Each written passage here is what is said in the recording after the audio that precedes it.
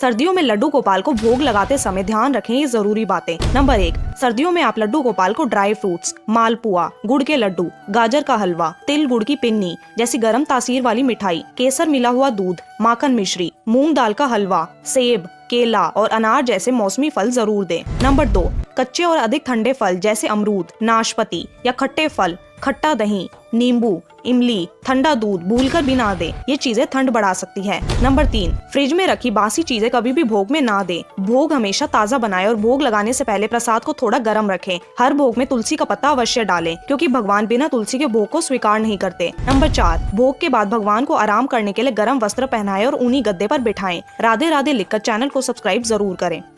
सर्दियों में लड्डू गोपाल की देखभाल करते समय ध्यान रखें ये जरूरी बातें। नंबर 1, सर्दियों में हो सके तो लड्डू गोपाल को धूप में ले जाकर स्नान कराएं। उनके स्नान के पानी को हल्का गुनगुना रखें और उसमें तुलसी की पत्ती जरूर डालें। नंबर 2, वैसे तो भगवान श्री कृष्ण को चंदन अति प्रिय है, लेकिन चंदन ठंडा होता है, इसीलिए सर्दियों में चंदन की जगह आप गुलाब के फूलों की पंखुड़ियाँ या फिर शहद के लेप से भी लड्डू गोपाल को साफ कर सकते हैं। नंबर 3, सर्दियों में बाल गोपाल को गर्म कपड़े पहनाएं और सुबह की धूप में लड्डू गोपाल को कुछ समय के लिए बैठाएं। सुलाते समय उनके बिस्तर पर गर्म चादर और उन्हें कंबल ओढ़कर सुलाएं। नंबर 4, ठंडी चीजें जैसे दही, ठंडा पानी अर्पित करने से बचें। लड्डू गोपाल को गर्म चीजें जैसे गर्म दूध, खिचड़ी, मूंग दाल हलवा, तिल के लड्डू, गोंद के लड्डू अर्पित करें। भगवान श्री कृष्ण के सभी सच्चे भक्त कमेंट्स में राधे राधे लिखकर चैनल को सब्सक्राइब जरूर करें। सर्दियों में लड्डू गोपाल की देखभाल करते समय ध्यान रखें ये जरूरी बातें। पार्ट 2। नंबर 1, सर्दियों के मौसम में आप लड्डू गोपाल को थोड़ी देर से ही उठाएं, क्योंकि सर्दियों में जैसे हमें ठंड लगती है वैसा ही अनुभव लड्डू गोपाल भी करते हैं। नंबर 2, सर्दियों में लड्डू गोपाल को कॉटन के कपड़े पहनाना बंद कर देना चाहिए और गर्म कपड़े पहनाने चाहिए। उन्हें ऊनी स्वेटर, ऊनी मोजे, ऊनी टोपी जरूर पहनाएं। साथ ही लड्डू गोपाल के बिस्तर पर हल्का गर्म कंबल भी अवश्य बिछाएं। नंबर 3, सर्दियों में हफ्ते में एक बार सरसों या तिल के तेल से लड्डू गोपाल की मालिश करें, इससे उनकी मूर्ति में चमक बनी रहती है। तेल लगाने के बाद उन्हें गुनगुने पानी से स्नान कराएं। नंबर 4, सर्दियों में लड्डू गोपाल को दोपहर और रात के वक्त जब आप सुलाएं तो पहले उनकी आरती करें। इस मौसम में लड्डू गोपाल को आप थोड़ा जल्दी भी सुला सकते हैं। चैनल को सब्सक्राइब करके कमेंट्स में राधे राधे जरूर लिखें।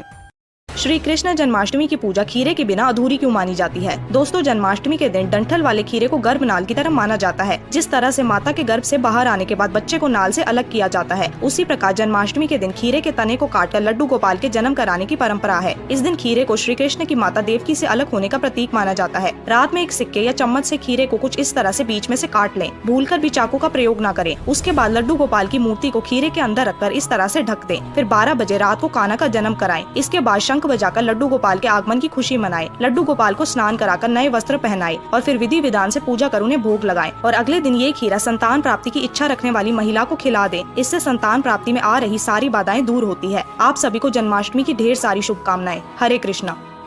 सर्दियों में लड्डू गोपाल की देखभाल करते समय ध्यान रखें ये जरूरी बातें। नंबर 1, सर्दियों में हो सके तो लड्डू गोपाल को धूप में ले जाकर स्नान कराएं। उनके स्नान के पानी को हल्का गुनगुना रखें और उसमें तुलसी की पत्ती जरूर डालें। नंबर 2, वैसे तो भगवान श्री कृष्ण को चंदन अति प्रिय है, लेकिन चंदन ठंडा होता है, इसीलिए सर्दियों में चंदन की जगह आप गुलाब के फूलों की पंखुड़ियाँ या फिर शहद के लेप से भी लड्डू गोपाल को साफ कर सकते हैं। नंबर 3, सर्दियों में बाल गोपाल को गर्म कपड़े पहनाएं और सुबह की धूप में लड्डू गोपाल को कुछ समय के लिए बैठाएं। सुलाते समय उनके बिस्तर पर गर्म चादर और उन्हें कंबल ओढ़कर सुलाएं। नंबर 4, ठंडी चीजें जैसे दही, ठंडा पानी अर्पित करने से बचें। लड्डू गोपाल को गर्म चीजें जैसे गर्म दूध, खिचड़ी, मूंग दाल हलवा, तिल के लड्डू, गोंद के लड्डू अर्पित करें। भगवान श्री कृष्ण के सभी सच्चे भक्त कमेंट्स में राधे राधे लिखकर चैनल को सब्सक्राइब जरूर करें।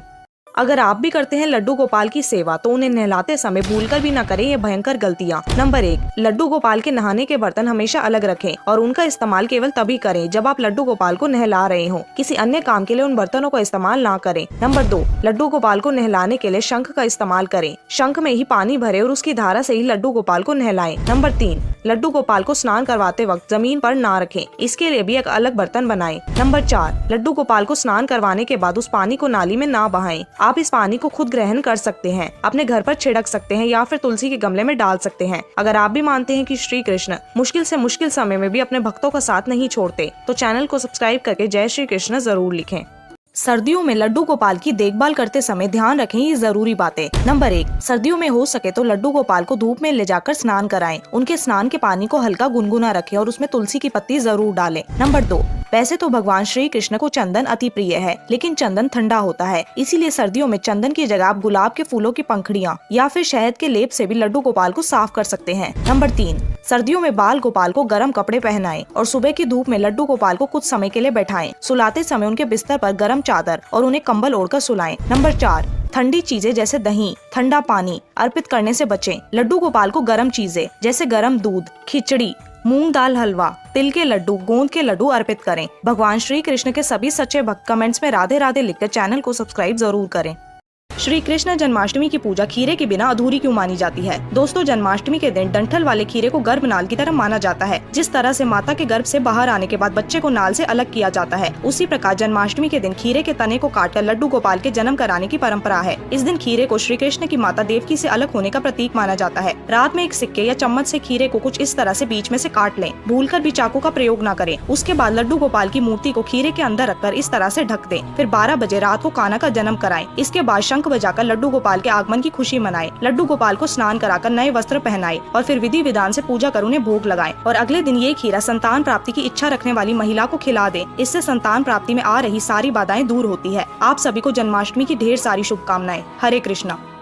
सर्दियों में लड्डू गोपाल को भोग लगाते समय ध्यान रखें ये जरूरी बातें। नंबर 1, सर्दियों में आप लड्डू गोपाल को ड्राई फ्रूट्स, मालपुआ, गुड़ के लड्डू, गाजर का हलवा, तिल गुड़ की पिन्नी जैसी गर्म तासीर वाली मिठाई, केसर मिला हुआ दूध, माखन मिश्री, मूंग दाल का हलवा, सेब, केला और अनार जैसे मौसमी फल जरूर दें। नंबर 2, कच्चे और अधिक ठंडे फल जैसे अमरूद, नाशपाती या खट्टे फल, खट्टा दही, नींबू, इमली, ठंडा दूध भूलकर भी ना दें। ये चीजें ठंड बढ़ा सकती है। नंबर 3, फ्रिज में रखी बासी चीजें कभी भी भोग में ना दें। भोग हमेशा ताज़ा बनाएं और भोग लगाने से पहले प्रसाद को थोड़ा गर्म रखें। हर भोग में तुलसी का पत्ता अवश्य डालें, क्योंकि भगवान बिना तुलसी के भोग को स्वीकार नहीं करते। नंबर 4, भोग के बाद भगवान को आराम करने के लिए गर्म वस्त्र पहनाएं और ऊनी गद्दे पर बिठाएं। राधे राधे लिखकर चैनल को सब्सक्राइब जरूर करें।